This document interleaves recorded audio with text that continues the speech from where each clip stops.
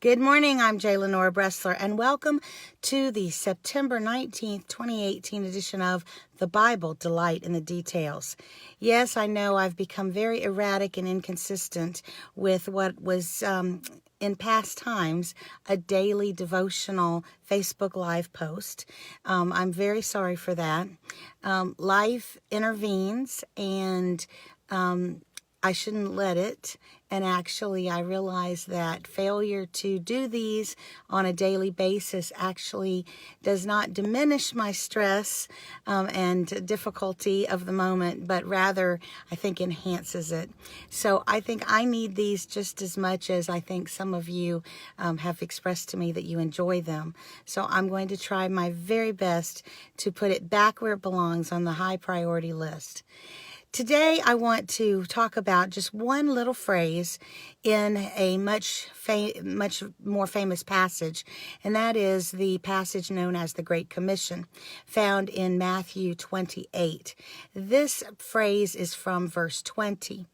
Jesus, of course, has called his disciples together. He's about to ascend into heaven. These are his last words to them before he ascends. And he is instructing them what they should do, how they should carry on in his physical absence. But then at the end, he assures them that while he may not be present where they can see him anymore in the flesh as they have been wont to do, he will always be with them spiritually.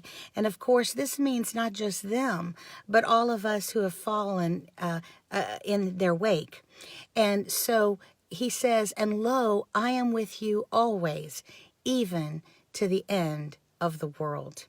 I was thinking about that this morning. What a glorious promise, what an assurance, and how desperately we need to keep that in mind. Life is tough, I tell you. I remember when I was a little kid, and I just thought life was, to be honest, very easy. And I thought that issues that came up in my life that were problems were relatively easily solved. And a lot of the problems I'd brought on myself. So I felt like, okay, well, if I bring them on, I can get out of them too.